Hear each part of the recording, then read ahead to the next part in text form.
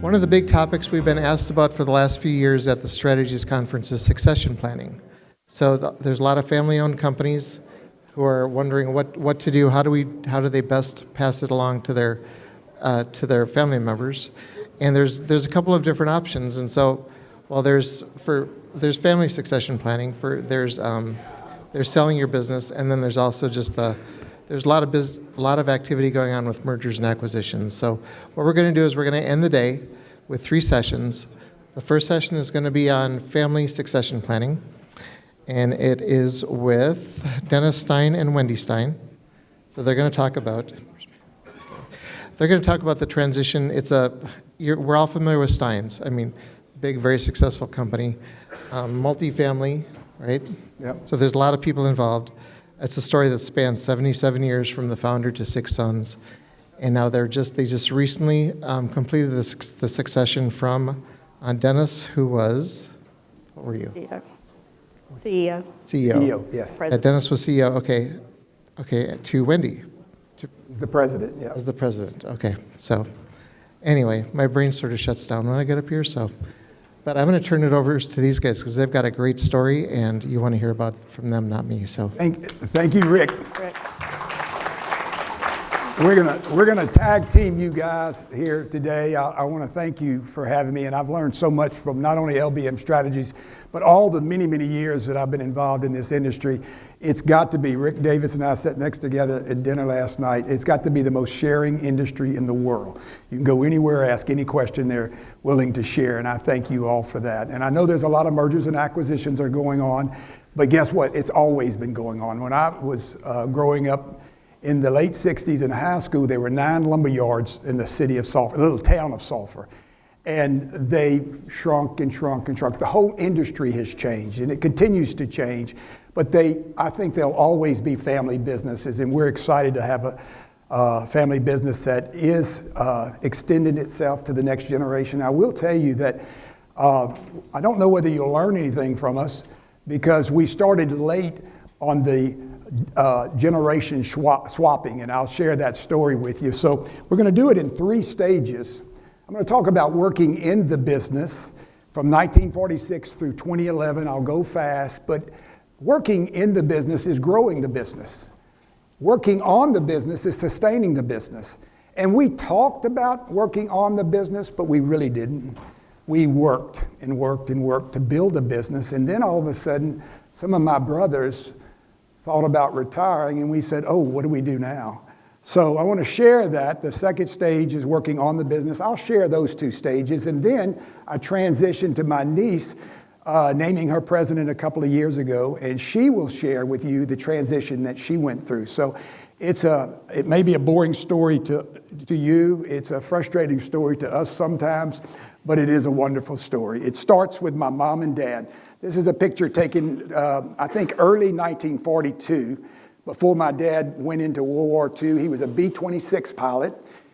He and a friend of his, who was a B-24 pilot, started a little construction company when they came out of World War II, and they morphed into a lumber company like most small businesses did back then, and they built it from there. So let me share the story. Here's a picture taken in 1967, and if you notice, no one's really smiling on this picture, because I think we all knew we were going to end up in the little lumber company my dad had, because we were working part-time, cleaning it up and doing things like that. The only one that's really smiling is my sister, Janie.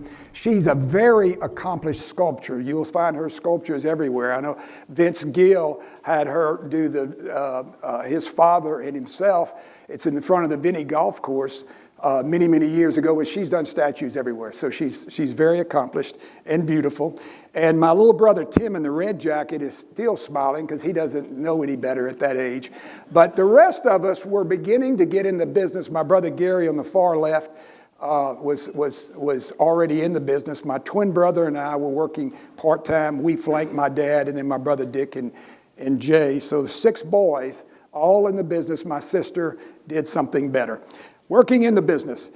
The title here is Too Many Chiefs. This picture was taken in the late 70s. All of you guys could tell by the hair that's over all the ears and whatnot. I titled it Too Many Chiefs because we were a very frustrating company. We were the gang that couldn't shoot straight. We couldn't grow because we were in the way. No brother could tell another brother what to do. We only had about 10 or 12 employees, and it was not pretty. Lots of fights and arguments and whatnot. So I believe in consultants when you need one. I don't believe in just throwing money away, but I discovered American Management Association in 1978, and they did a wonderful job for us. Many of you have been through the strategic plan. You know, where are you now? Where do we want to go? And how do we get there? Objective strategies and action plans. We did that, and we worked it for 3 years, but we worked the strategy, but what really came out of that is we all found our spot and our space on how to lead an organization and how to grow an organization. We absorbed information everywhere, the old National Trade Journal that we used to get, and we just went all over the country trying to learn and try to see who we were going to be when we grew up.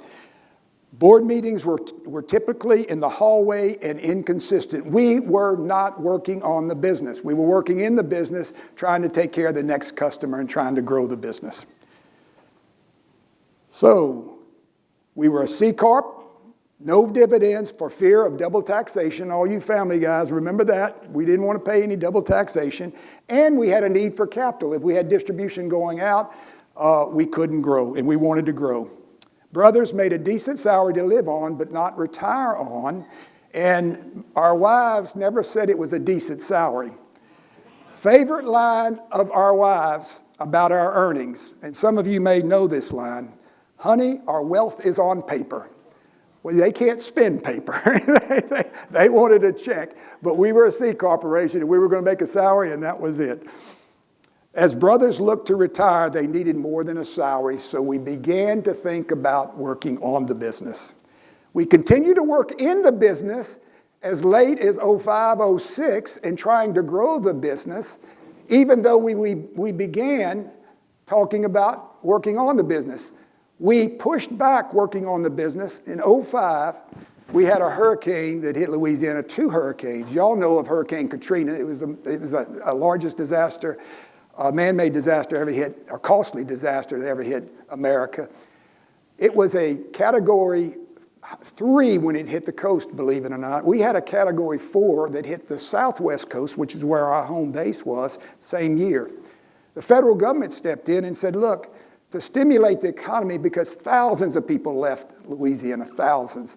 What we'll do is we'll stimulate the economy by creating something called the GO Zone, Gulf Opportunity Zone, that any business building a capital expenditure over the next 3 years, you can take 50% advanced depreciation. Now we had a partner. Now we had a partner called the federal government. Now think about it. Building that cost $10 million, and we were building big box stores. We could do the advanced depreciation on a building, and then we could amend our profitable tax statements from years past, and they would write us a check. So we had checks coming. We spent, I don't know how or why we borrowed so much money, but we did $55 million in capital spend in 3 years. And 2 of the stores were brand new operations, so $12 million worth of working capital. Needless to say, we were loaded up in debt at, we all know, the worst possible time in 08, 09, 10. Thank God for the retail portion of our business, which literally rolled cash because it was a cash generator. We were able to get past that. So then we began to focus back on working on the business. Let's see. So we had a short window to solve our succession plan because it had just got pushed back because of the hurricanes. Here's a picture of the family you can build around. That's our motto. My twin brother and I on the left of my dad, and my brother Tim. Tim, some of you may know, is our chief financial officer. He's a great guy. He's a quadriplegic, but he has done amazing things, served in the legislature for 8 years and done a great job in a lot of areas. And then my older brothers, Gary, Dick, and Jay, on the right, ready for retirement with smiles on their face. We didn't know what we didn't know. I was looking for advice. I contacted Tulane, a guy by the name of John Elstrod. He happened to be the chairman of the board of Whole Foods, but he worked at Tulane. I said, John, we need help. And he said, Dennis, come to my classes, and after 2 or 3 years, we'll get you understanding how all this works. I said, John, I don't have that kind of time. I need to learn quicker than that. So my aha moment, and I shared it with the family, was when I got on the board or invited on the board of Star Lumber Company, the Goebel family. And Matt Goebel is here. Where are you, Matt? Somewhere out there. There to the right. Great family. They're now working on their 5th generation.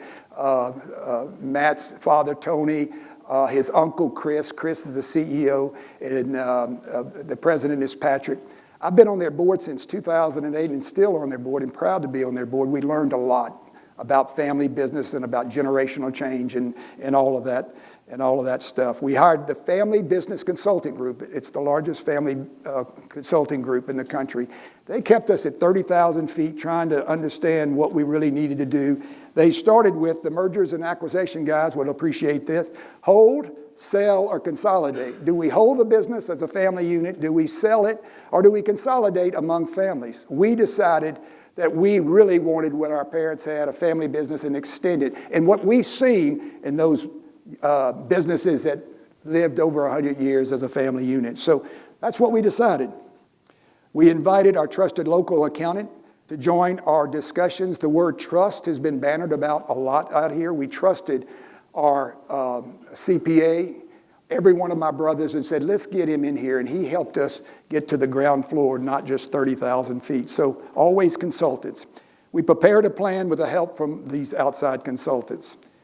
We created the bylaws of a bloodline of our parents. So I'm going to show you a Stine family genogram of what the 2 people at the very first showing there that I showed you, this is what they created. They're up at the top, and they're the only ones that are on that diagram. They both have passed away. My dad died a couple of years ago at 102, almost 103, and my mother died when she was about 90. And so that we got a lot of members, and it's as many family-owned businesses, a bloodline company. In 2014, we hired a firm to do our annual appraisals. 2016, we elected to become an S corporation. Today, stockholders can buy, sell, or gift stocks once a year. And then here is the typical diagram you hear from family businesses. We have 139 members. That Steinogram had 141 on there. Mom and dad are no longer with us, but 139 family members. 11 of them work in the company, and we think that's healthy for our associates because we've got many leaders that are non-family members.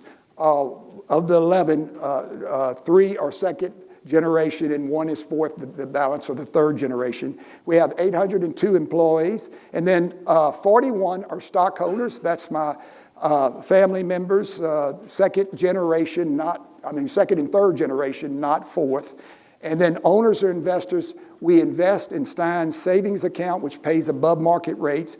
23 do that. We have 7 in the leasing company, which includes my sister owns some of the real estate, and so she's involved in some of the real estate along with my 5 brothers, and then again, as I stated, 41 stockholders. Stine family members can invest in the business, invest in the company real estate, invest in Stine's savings account, and then they receive quarterly letters, CEO letters from me for the last 8 years. Stockholders meet once a year. The board meets 3 times a year. We have 6 second-generation directors, 3 independent directors, and 3 third-generation advisors to our board. I'm proud to say Chris Goebel from Star is on our board. Dennis Oram Chris represents pro-business and family. Dennis Oram out in Oregon area, he's a great retailer. He represents retail because we do both pro and retail. And then we have an e-commerce guy that, I don't know if you've ever heard of bbqguys.com, a great e-commerce retailer. He serves as our representative helping us on our e-commerce business. We created the Stine Family Council to speak for all family members. Here's a picture of my family. My dad is right in the center. This is on his 100th birthday. His sister on the right lived to the ripe age of 100, and his sister on the left is still alive. She will be 104 in a couple of years. So we've pushed back our generational change because we know we're going to live a long time. So that's a good thing. Family council creates expectations for the board. So a couple of second generation and the third generation, which Wendy and I both served on the family council expectation. There's 5 things that the family council is expecting from the board. Growth, what type of growth, and that's defined as a percentage of growth. What do we want? Because if you're not a growing company, you're a dying company. Risk, what type of risk is the family willing to take? When we were young, we did continuing guarantees all over the place. And today, thankfully, we've got things paid off. And we don't want to do continuing guarantees. So that's one of the risk factors that we've defined. Profitability, we define the profitability, or say that the family does, to the board. And then liquidity, what type of liquidity do you need? What type of distributions do we need? At minimum, of course, we need to be able to pay our taxes being an S corporation. And then culture, what is the culture that we expect as a family? And we spend a lot of time talking about culture. And we measure all of these things. Culture is measured through customer engagement, employee engagement scores, associate engagement scores that we monitor every 6 months. And this is my brothers that were retired. This is us that were extending. And I just real quick, I shared a plan in the fall of 2020 about who I thought should be the president. The brothers unanimously agreed it was a clear choice, and some families don't have a clear choice. We had a clear choice.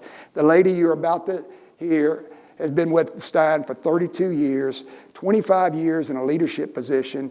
She has managed one of our large stores for 5 years and double-digit profits every year that she did it. She was director of corporate buying team for 5 years. She ran a large operation that we had on the Virgin Islands. We serviced some contractors on the Virgin Islands, and we shipped over $6 million worth of merchandise, which she handled the entire project. We had a port. We shipped out of Miami all the containers. We had to do air cargo for some of the stuff. And we sold and closed out the sale to these contractors. The contractors did not know how to operate a warehouse or distribution or a computer system to keep up with the FEMA requirements, and we were very familiar with it. So Wendy and her team operated the entire organization for these contractors, and we made a percentage override of everything that went through there with no expenses. They handled all the expenses. It was a very profitable program, and she did a wonderful job. She's been president of the Family Council, the inaugural president of our Family Council, and she's been president for 7 years, involved with industry boards, buying groups, and very involved with the buying group ACE that we're involved in, and involved in the community activities and boards. And I literally could go on and on, but I'm not. And let's see, what else do I have? Just real quick, I made the discussions about board transitions to the board.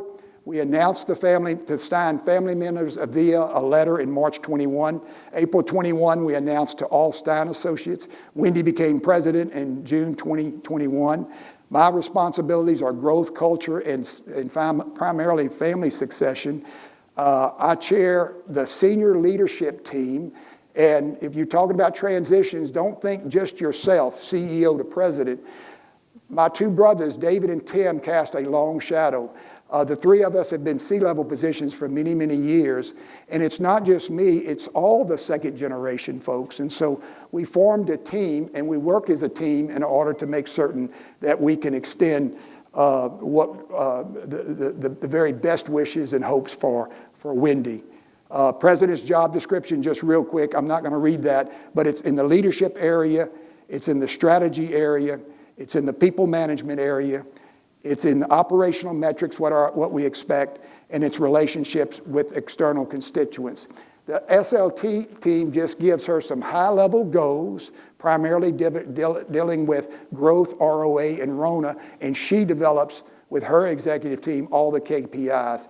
Here is a picture of Wendy and I.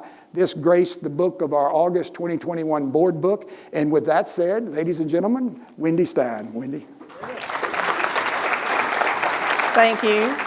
Thanks, Uncle Dennis. And if any of you know my uncle, you know what a miracle it is for him to pass this over, especially once he has the attention of a full room and getting to talk about our company. So, as he mentioned, the picture that's on the screen right now is of the two of us, and it was on the cover of our board book a month after I was named president. But a little bit about that picture. It was taken at our corporate office right after we completed reconstruction from damages that it had received through the hurricanes in 2020. The portrait that is behind us is a portrait of my grandfather, our founder, J.W. Stine, which Dennis spoke about earlier. The picture just means the world to me. Not only am I getting to stand with my uncle, my mentor, but my grandfather over our shoulder as we transitioned our leadership to the next generation. My uncle shared with you all the processes it takes for a transition, and I'm going to now take you through the actual transition, but I'm going to need you to understand where our company's mindset was at the time of the transition, and I'll explain that in a minute. I'll introduce you to our executive team and the importance of culture within the organization, and then the communication with senior leaders. But taking you back now, I was named president in June of 21, so I'm going to need to take you back a little over a year, which puts us right in 2020 in the middle of the pandemic, which, as you all experienced as well, the successes and the struggles that came along with it. But in August of 2021, Louisiana, or southwest Louisiana, was hit by a major hurricane. Hurricane Laura was the strongest recorded hurricane to hit Louisiana. It devastated many of our communities. It destroyed our corporate office, which some of these are the pictures of, and it also damaged many of our stores. And there we go. And then just one short month after that, we were hit yet again with another hurricane, just 11 miles from where Hurricane Laura had made landfall. And I'm not sure who in Louisiana upset Mother Nature, but they did a good job because she kept coming after us.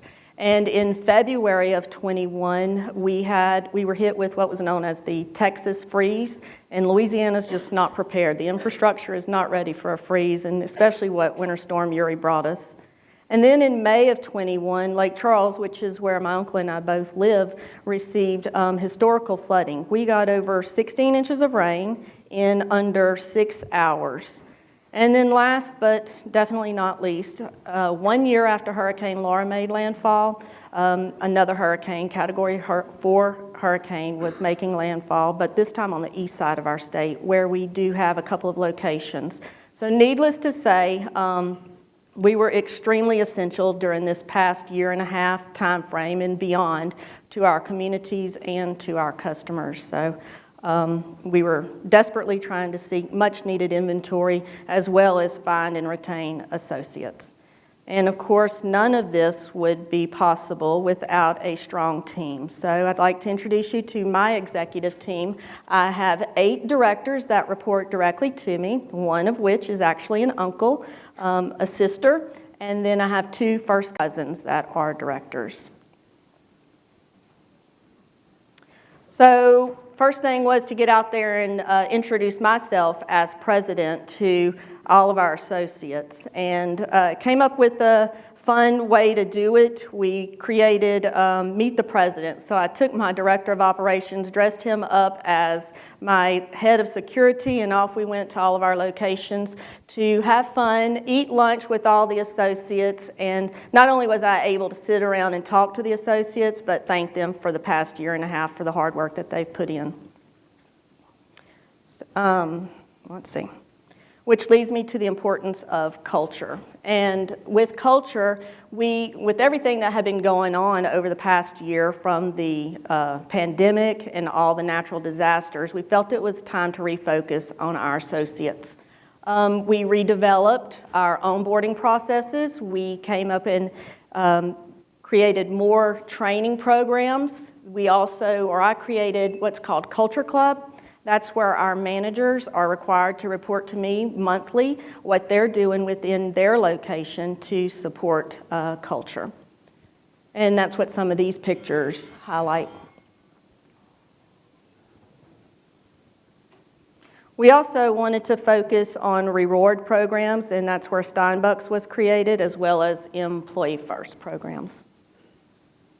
And of course, we wanted to also strengthen our relationship with our customers, including our pro customers. So last year, we brought back our Stine Expo, which is for our contractors, where they come in and they get to walk around the event. We have over 100 booths there with our vendors, so they're able to talk directly to the vendors. This past year, we had just under 1,000 people in attendance for that program. We also grew our relationships with our pro contractors with plenty of dinners. We like to eat down south. We have hunting trips, fishing trips, and golfing outings, just to name a few.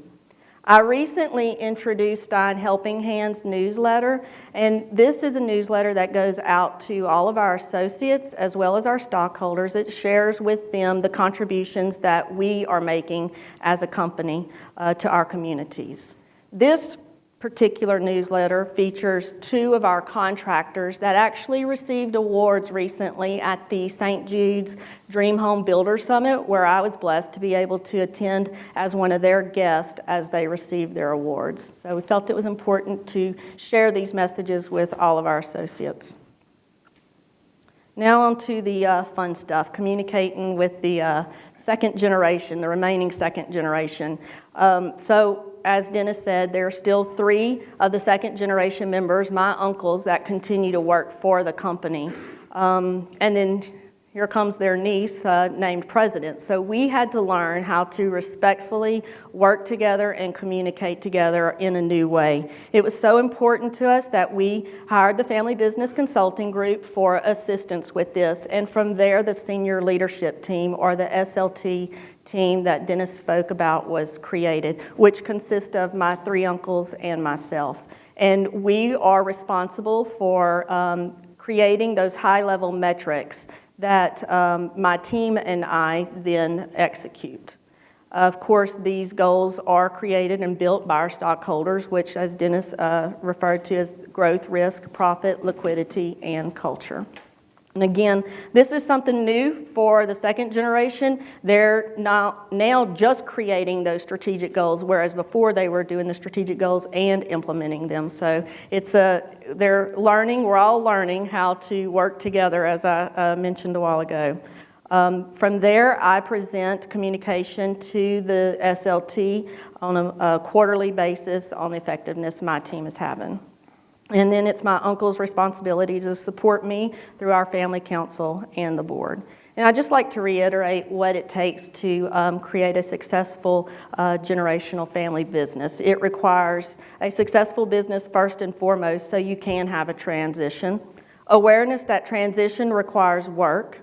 It requires ability to find others to help, such as consulting groups, fellow dealers, and LBM conferences.